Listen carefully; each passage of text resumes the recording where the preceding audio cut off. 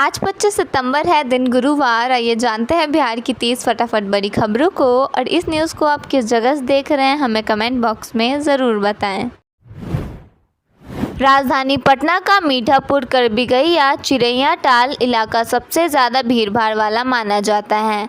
यहाँ रोज़ाना हज़ारों वाहनों की आवाजाही होती है और अक्सर सड़कें जाम हो जाती हैं। अब इस समस्या को दूर करने के लिए बन रहा फ्लाईओवर लोगों की सुविधा बढ़ाने जा रहा है। पहले चरण में मीठापुर से करबिगहिया गोलंबर के बीच फ्लाईओवर को चालू कर दिया जाएगा, जबकि अगले चरण में इसका विस्तार चिरैया टाल पुल तक किया जाएगा। पटना एयरपोर्ट पर यात्रियों की सुविधा को ध्यान में रखते हुए कई नई व्यवस्थाएं शुरू की जा रही हैं। इनमें बुजुर्ग और बीमार यात्रियों के लिए रिटायरिंग रूम और आपात चिकित्सा सुविधाओं की व्यवस्था शामिल है। बिहार की संस्कृति और शिल्प को अंतर्राष्ट्रीय पहचान दिलाने के लिए एयरपोर्ट परिसर में बिहार एम्पोरियम का शुभारंभ किया गया है। यह कदम यात्रियों को आराम और बिहार की झलक दोनों एक साथ उपलब्ध कराएगा। प्रधानमंत्री नरेंद्र मोदी इस माह पटना मेट्रो का आंशिक उद्घाटन करने वाले हैं। इसी बीच पहले चरण के काम को गति देने के लिए Patna metro rail corporation limited ने हिंदुस्तान कंस्ट्रक्शन कंपनी लिमिटेड को 2566 करोड़ रुपए का ठेका दिया है। इस ठेके में टनल बोरिंग मशीन के जरिए 10.67 किलोमीटर लंबी भूमिगत सुरंग और 6 स्टेशनों का निर्माण शामिल है। पटना में दुर्गा पूजा और दशहरा के दौरान स्वास्थ्य और पर्यावरण की सुरक्षा पर जोर दिया जा रहा है। जिला प्रशासन ने पूजा समितियों को प्राकृतिक सामग्री से मूर्तियां बनाने और कृत्रिम तालाबों में विसर्जन करने का निर्देश दिया है। हानिकारक रसायनों के उपयोग पर रोक लगाई गई है। गांधी मैदान में रावण वध के लिए सुरक्षा और चिकित्सा व्यवस्था सुनिश्चित की जा रही है। बिहार में आर्थिक अपराध इकाई ने साइबर अपराध सिंडिकेट का पर्दाफाश किया है। समस्तीपुर, पूर्णिया और वाराणसी में छापेमारी कर 3 गिरफ्तार किए गए। सीम बॉक्स के माध्यम से देशव्यापी धोखाधड़ी का खुलासा हुआ है, जिसे हर महीने 1.2 लाख से अधिक फर्जी कॉल किए जा रहे थे। मास्टरमाइंड अंजनी कुमार फरार है। दूरसंचार विभाग को भारी राजस्व का नुकसान हो रहा था। बीपीएसएससी बिहार पुलिस एसआई भर्ती के लिए ऑनलाइन आवेदन प्रक्रिया 26 सितंबर से स्टार्ट होकर 26 अक्टूबर तक पूर्ण की जाएगी। जो भी अभ्यर्थी ग्रेजुएशन उत्तीर्ण है वे इस भर्ती के लिए आवेदन कर सकते हैं। इस भर्ती के माध्यम से सब इंस्पेक्टर के कुल 1799 पदों पर नियुक्तियां की जाएंगी। पटना में डेंगू का संक्रमण तेजी से बढ़ रहा है। बीते 24 घंटे में 31 नए मरीज मिले हैं। इसके साथ ही इस सीजन में डेंगू मरीजों की संख्या 683 तक पहुंच गई है। मलेरिया के 4 मरीजों को अलग अलग अस्पतालों में भर्ती कराया गया है। Civil surgeon doctor Avinash Kumar Singh ने बताया कि डेंगू मरीजों के घरों के आसपास दवा का छिड़काव कराया जा रहा है। राहत की बात यह है कि इलाज के बाद 4-5 दिन में डेंगू मरीज ठीक हो जा रहे हैं। मुजफ्फरपुर में दुर्गा पूजा के दौरान यातायात व्यवस्था को दुरुस्त बनाए रखने के लिए विशेष तैयारी की गई है। लोगों को जाम से राहत दिलाने के लिए शहर के विभिन्न चौराहों पर ट्रैफिक जवानों के अलावा थाने के पदाधिकारी भी मौजूद रहेंगे। इस कड़ी में कई रूटों में बैरिकेडिंग के अलावा वन वे भी किया जाएगा। मधेपुरा जिला नियोजनालय की तरफ से संयुक्त श्रम भवन में आगामी 25 सितंबर को दिव्यांग बेरोजगारों के लिए नियोजन सहायता कैंप, सेमिनार और कार्यशाला का आयोजन किया जाएगा। कार्यक्रम सुबह 11 बजे से दोपहर 3 बजे तक चलेगा। इस कार्यक्रम का मुख्य उद्देश्य दिव्यांगजनों को रोजगार उपलब्ध कराना है। बिहार में विधानसभा चुनाव की तैयारियों के बीच राज्य इलेक्शन कमीशन ने कम मतदान वाले क्षेत्रों में वोटिंग बढ़ाने के लिए विशेष अभियान चलाने का फैसला किया है।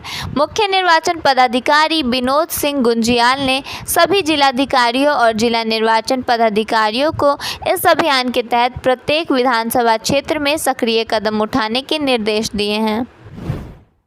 किशनगंज में पीएफआई के पूर्व प्रदेश अध्यक्ष नदवी की गिरफ्तारी हुई। वह 6 महीने से शिक्षक बनकर सीमांचल में संगठन का विस्तार कर रहा था और लोगों को मुस्लिम राष्ट्र बनाने के लिए प्रेरित कर रहा था। एनआईए की पूछताछ में उसने कई राज खोले, जिसमें सीमांचल में संगठन का विस्तार शामिल है। उसकी संदिग्ध नियुक्ति भी सवालों के घेरे में है। बिहार में कांग्रेस कार्य समिति की विस्तारित बैठक में राहुल गांधी समेत कई दिग्गज नेता भाग ले रहे हैं। कन्हैया कुमार ने भाजपा सरकार पर वोट चोरी का आरोप लगाया और कहा कि ऐसी सरकार बेरोजगारी और महंगाई जैसी समस्याओं का समाधान नहीं कर सकती। उन्होंने लोकतंत्र और संविधान की रक्षा पर जोर दिया। बिहार के ग्रामीण कार्य मंत्री अशोक चौधरी ने जनसुराज पार्टी के सूत्रधार प्रशांत किशोर को 100 करोड़ रुपए के मानहानि का नोटिस भेजा है।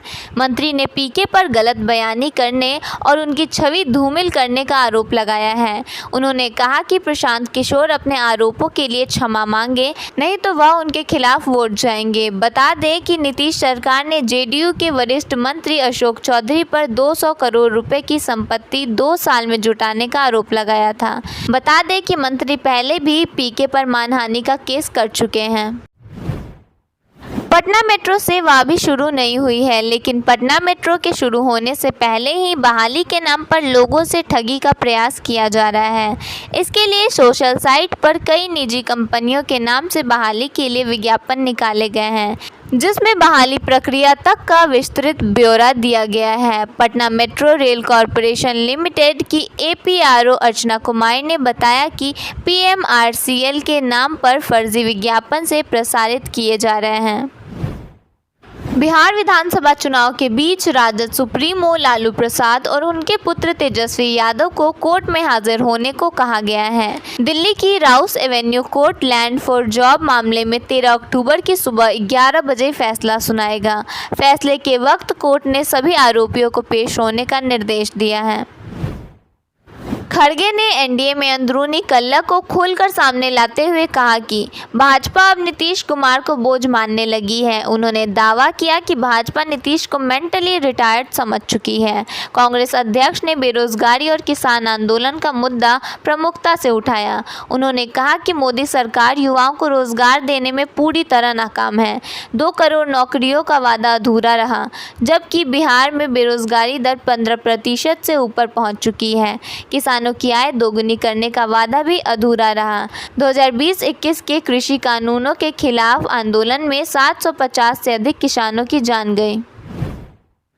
खड़गे ने आरोप लगाया कि बिहार की तर्ज पर पूरे देश में लाखों वोटरों के नाम काटे जा रहे हैं। उन्होंने कहा कि वोट चोरी का मतलब है गरीब, दलित, पिछड़े, अल्पसंख्यक और वंचित तबकों के अधिकारों की चोरी। इसे उन्होंने लोकतंत्र पर सीधा हमला बताया।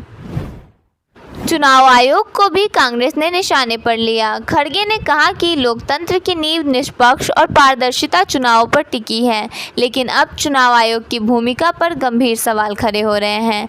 उन्होंने ईसी से जुड़े हाल के विवादों का जिक्र करते हुए कहा कि आयोग जवाब देने के बजाय विपक्ष से एफिडेविट मांग रही है। खड़गे ने कहा कि नोटबंदी और गलत जीएसटी ने देश की अर्थव्यवस्था को पटरी से उतार दिया। लाखों युवा रोजगार के बिना भटक रहे हैं। 8 साल बाद सरकार को अपनी गलती का एहसास हुआ और अब वही सुधार किए जा रहे हैं जिनकी मांग कांग्रेस ने शुरू से की थी। वैशाली में किशोर मनीष कुमार को बाइक सवार बदमाशों ने गोली मार दी। मनीष अपने दोस्त की बर्थडे पार्टी से लौट रहा था, तभी बेनीपुरी रेलवे ढाला के पास यह घटना हुई। घायल किशोर को सदर अस्पताल में भर्ती कराया गया, जहां उसका इलाज चल रहा है। पुलिस ने अज्ञात बदमाशों के खिलाफ मामला दर्ज कर लिया है और उनकी गिरफ्तारी के लिए छापेमारी कर रही है। बेगूसराय कोर्ट ने पुलिस पर हमले के 33 साल पुराने एक केस में फैसला सुनाते हुए पूर्व सांसद सूरजभान सिंह को 1 साल और बीजेपी के नेता रामलखन सिंह समेत 2 आरोपियों को 4-4 साल जेल की सज़ा सुनाई है। बिहार विधानसभा को ध्यान में रखते हुए नालंदा में कानून व्यवस्था को सुदृढ़ बनाने की दिशा में डीएम कुंदन कुमार ने लाइसेंसी शस्त्र रखने वालों के लिए कड़े निर्देश जारी किए हैं। इस कड़ी में नालंदा जिले के सभी लाइसेंसी शस्त्र रखने वालों को 4 अक्टूबर से 11 अक्टूबर 2025 के बीच अपने संबंधित थानों में हाजिर होकर हथियारों का भौतिक सत्यापन करना होगा। पटना पुलिस ने नशे के कारोबार से जुड़ा चौंकाने वाला खुलासा किया है। जक्कनपुर थाना क्षेत्र के गया लाइन रेलवे गुमटी के पास 2 नाबालिग छात्रों को प्रतिबंधित कफ सिरप की बड़ी खेप के साथ गिरफ्तार किया गया। दोनों सहरसा जिले के रहने वाले हैं और मनोहर हाई स्कूल में पढ़ाई करते हैं। बरामदगी में कुल 198 बोतल मिले हैं।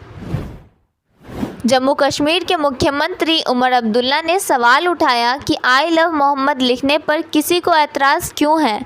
समाचार एजेंसी ANI से बातचीत में उमर अब्दुल्ला ने कहा, मेरी समझ में नहीं आता कि ये 3 शब्द आई लव मोहम्मद लिखने पर गिरफ्तारी कैसे हो सकती है। कोई दिमागी तौर पर बहुत बीमार होगा जो इन 3 शब्दों को लेकर मामला दर्ज कर सकता है। अगर 1 मिनट के लिए आप इसे एक धर्म के साथ जोड़ भी देते हैं तब भी इसमें क्या गलती है। उमर अब्दुल्ला ने मांग की है कि कोर्ट को जल्द से जल्द इस पर संज्ञान लेना चाहिए। जम्मू कश्मीर की पूर्व मुख्यमंत्री और PDP प्रमुख महबूबा मुफ्ती ने भी इस पर सवाल खड़ा किया है। महबूबा मुफ्ती ने कहा, जब ये लोग लोगों से ज़बरदस्ती जय श्री राम बुलवाते हैं तो यह गुनाह नहीं होता, तो आई लव मोहम्मद कहना कैसे गुनाह है। इनको तो हिंदू मुस्लिम करके ही वोट मिलता है, नहीं तो इन्हें वोट चोरी करने की ज़रूरत ही नहीं पड़ती। यह बहुत ही दुर्भाग्यपूर्ण है। उत्तर प्रदेश के कानपुर में 12 वफात के मौके पर आई लव मोहम्मद का बैनर लगाने को लेकर विवाद हुआ था। इससे जुड़ी FIR के बाद उत्तर प्रदेश और देश के कई शहरों में मुसलमानों ने प्रदर्शन किए। अलग अलग शहरों में कुछ FIR दर्ज हुई और कुछ लोगों की गिरफ्तारी भी हुई है।